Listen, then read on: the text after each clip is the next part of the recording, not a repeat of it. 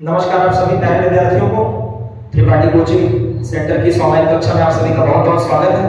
हमने जो है पहली क्लास ट्रिग्नोमेट्री की जो है स्टार्ट कर दी थी, जिसमें हमने बेसिक फॉर्मूलों के साथ अपने क्लास को जो है स्टार्ट किया था, जिसमें हमने ट्रिग्नोमेट्री का अर्थ क्या होता है और जो हमने देखा कि ट्रिग्नोमेट्री का मेन मतलब क्या था।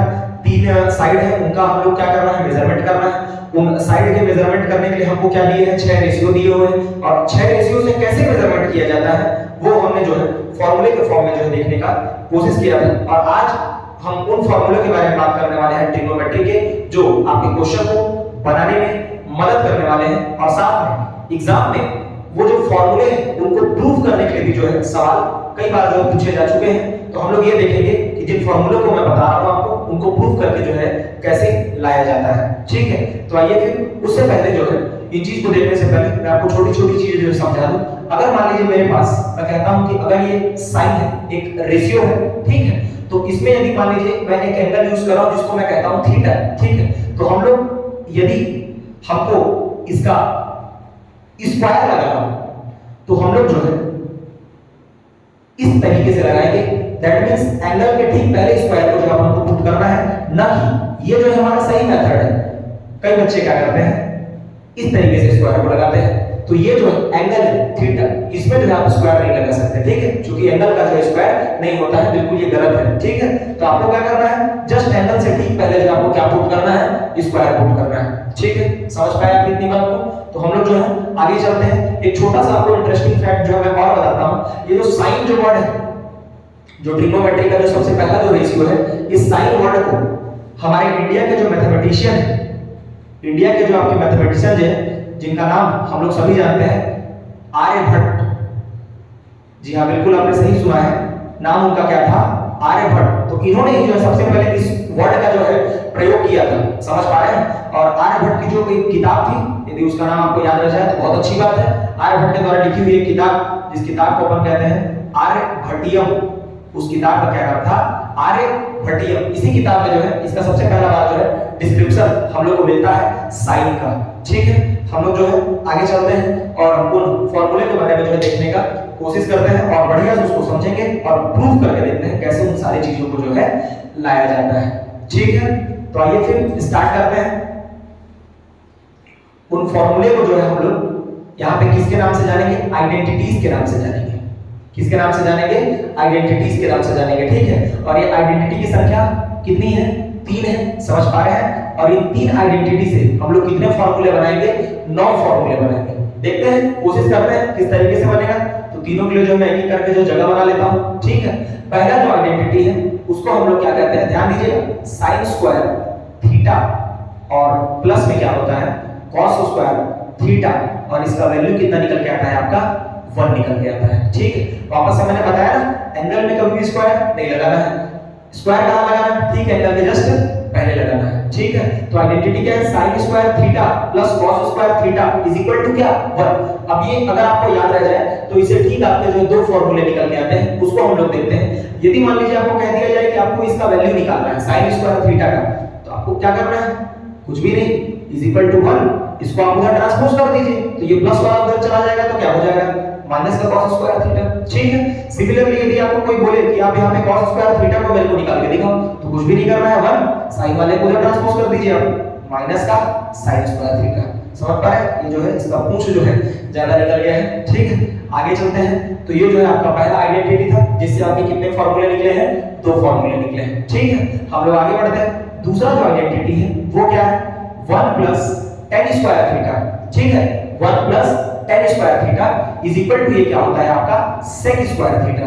ठीक है, 1 plus tan square theta is equal to sec square theta. ये है आपका आइडेंटिटी नंबर दूसरा। ठीक है, अगर मान लीजिए यदि आपको कहा जाए कि आप यहां से tan स्क्वायर थीटा का वैल्यू निकाल के बताइए, किसका, tan स्क्वायर थीटा का, तो क्या करना है, ये हो गया आपका sec स्क्वायर थीटा, और जो इसके बगल में परेशानी दे रहा है आप उसको ट्रांसपोज कर दीजिए, ये +1 है, उधर चला जाएगा, क्या हो जाएगा, -1। यदि आपको कह दिया जाए कि आप यहां से 1 का वैल्यू निकाल के बताओ, तो क्या करना है, ये हो जाएगा आपका sec स्क्वायर थीटा और प्लस के tan स्क्वायर थीटा को आप क्या कर दीजिए, ट्रांसपोज कर दीजिए, तो क्या हो जाएगा आपका माइनस का tan स्क्वायर थीटा। उम्मीद कर रहा हूं कि आपको जो समझ में आ रहा है, बिल्कुल आसान है।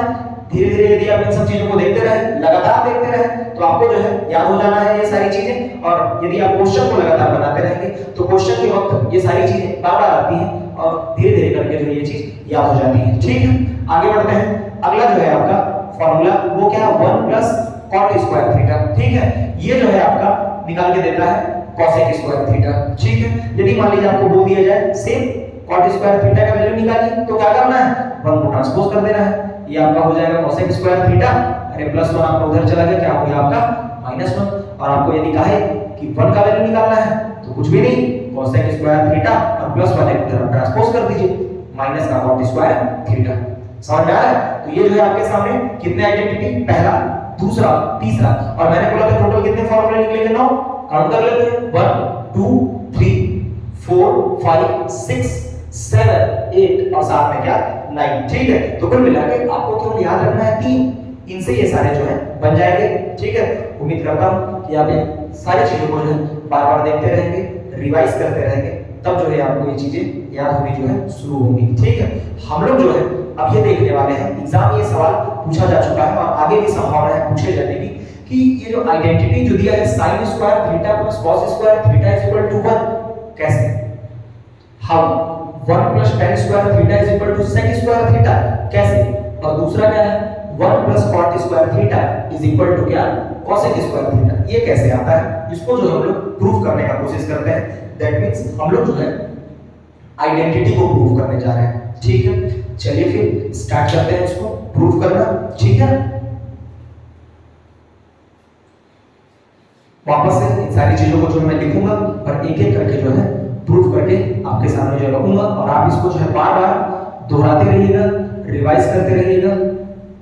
मोस्ट प्रोबेबल प्रूफ करने वाला आइडेंटिटी में से जो है ये एक सवाल है। ठीक है, आगे चलते हैं, देखते हैं। अपन जो है 3 मार्जिन बना लेते हैं और तीनों मार्जिन में जो इसको अपन जो क्या करेंगे, खत्म करेंगे। ठीक है, तीनों को प्रूव करने के लिए ये हमारे पास मान लीजिए sin स्क्वायर थीटा है, प्लस में हमारे पास cos स्क्वायर थीटा है, इज इक्वल टू क्या होगा, इसको प्रूव करने के लिए हम लोग ये बना लेते हैं क्या, ट्रायंगल। राइट एंगल ट्रायंगल, क्योंकि एटलीस्ट राइट एंगल ट्रायंगल के साइड का क्या करना है, मेजरमेंट करना है। इसको नाम देते हैं A, इसको नाम देते हैं B, इसको नाम देते हैं C, और सपोज करते हैं कि थीटा जो है आपका यहाँ पे बन रहा है, तो थीटा के सामने वाला परपेंडिकुलर, शायद आपको याद आ रहा है, ये आपका हाइपोटेनस दैट मींस H, और ये नीचे वाला आपका क्या है, बेस दैट मींस B। ठीक है, आगे बढ़ते हैं। चूंकि हम लोग को प्रूव करना है कि sin square theta cos square theta 1 कैसे होता है, तो आपको मालूम है प्रूव करने में 2 चीजें होती है, एक होता है लेफ्ट हैंड साइड और दूसरा क्या होता है, right hand side, that means LHS and आपका क्या, RHS। तो हम लोग क्या करते हैं, LHS को लेके चलते हैं और RHS को ले आते हैं। ठीक है, तो आइए फिर कोशिश करते हैं इसको बनाने का। तो हम लोग कोशिश कर रहे हैं बाय क्या, LHS। LHS में आपका क्या दिया हुआ है, sin स्क्वायर थीटा और साथ में आपका क्या है, cos स्क्वायर थीटा। तो हमको ये पता है कि sin थीटा और cos थीटा, ठीक, इससे पहले वाली क्लास में मैंने आपको एक ट्रिक बताया था, जिसमें मैंने बताया था साइड के फॉर्म में ये रेशियो क्या-क्या वैल्यू जो है देते हैं। तो यदि आपको याद आ रहा हो तो आप मुझे बताएंगे कि साइन जो है ये क्या होता है, परपेंडिकुलर अपॉन में हाइपोटेनस, और यहाँ पे क्या लगा है, स्क्वायर लगा है, तो हम लोग क्या लगा देंगे, स्क्वायर लगा देंगे।